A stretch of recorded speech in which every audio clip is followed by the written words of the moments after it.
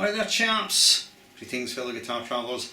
One of my Facebook pals has asked me about my muting technique because he says it's not really particularly apparent on how I'm doing it when I'm playing.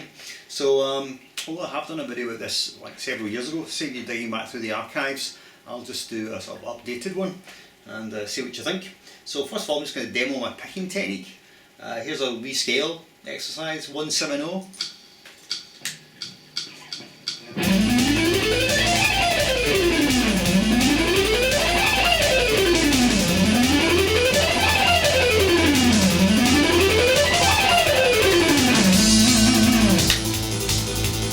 Alrighty, so my muting is a combination of left hand and the right hand.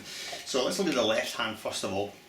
Predominantly I'm using my index finger to mute. So if I'm playing the note on say the 6th string, then the index finger is going to be muting all the strings above that, so that is the A, D, G, B and high E. Then when I move to the A string, what's going to happen is that my index finger is now going to be muting the D, G, B and high E, but then it's also going to be muting the low E, because I'm fretting not with the very tip of my index finger but slightly on the pad, so that the tip of the finger is touching the adjacent lower string.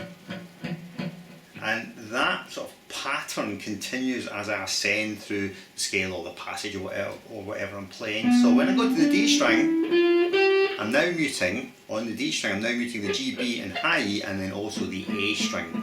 And then onto the G string, B and E are muted, plus D.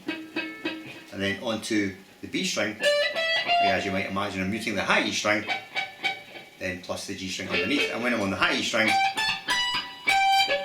I'm muting the B string. So the index finger is responsible for muting all the strings above the string that I'm playing and also one string underneath, with the exception of the 6th string, because obviously on the 6th string there isn't a string underneath that. So the index finger does have a lot to do with the muting and making things clean and clear.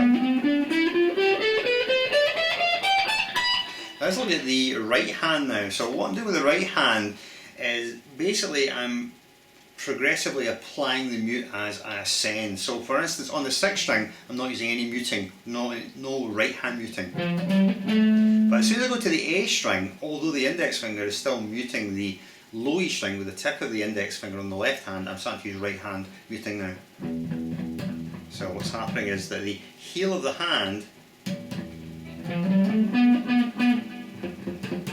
really this part of the hand is coming in and touching the 6th string and stopping it vibrating, so it's muted. And then that just gets applied progressively as I move up through the strings. So when I go to the D string, now the right hand is muting the low E and the A, and I'm muted. And G, now muting low E, A and D. And then B, as you might imagine, I'm now muting 4 of the strings with the right hand. And then on the high string, basically the right hand is muting 5 strings. So I've got a kind of double insurance policy in that my left hand is doing a lot of muting and then the right hand's muting as well. So that generally speaking it sounds really clear and clean.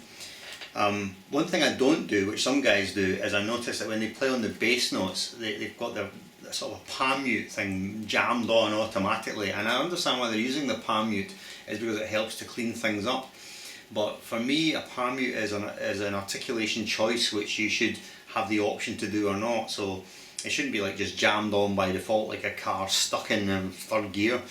And I don't really like that palm muted bass sound tremendously much anyway. I prefer to have a more sort of legato, articulated sound, even when I'm doing a lot of fast picking, which is going to sound quite staccato. So I don't do that.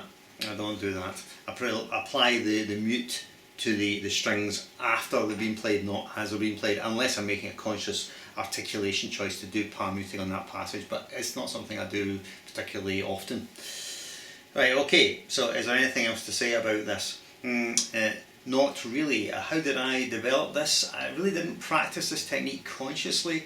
It was just something that I think developed almost intuitively. I used to play with a lot of gain back in the day. I wanted to play in the 1980s, metal, and essentially using so much gain, I realised right away that I had to control the guitar to stop it feeding back, because it would do just feedback at high volumes, and that means you start trying to mute everything you weren't playing. just because you want to control the guitar, and I think that's how the muting technique developed. So it wasn't a conscious thing, I never really practiced it, it was just something I started to do, try and shut the guitar up, and then you become sort of more careful with your finesse of the control of the technique, and then you end up having this really careful muting technique that you develop that you're not even really aware you're doing. So if you are having a problem with muting, when you're playing and it sounds kind of sloppy and you're getting lots and lots of open string noise, well, look at some of these techniques. It will really help clean up and improve the sound of what you're doing. Alright, so that's it, that's how I mute.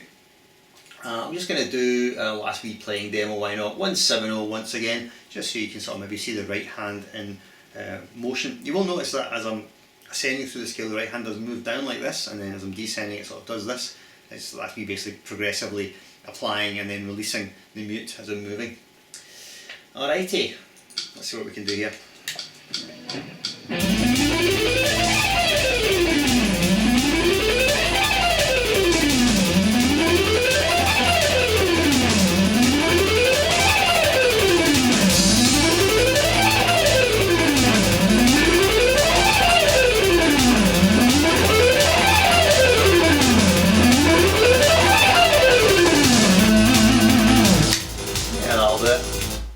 Alright, so that's it, muting in a nutshell. Thanks for watching, I'll see you later.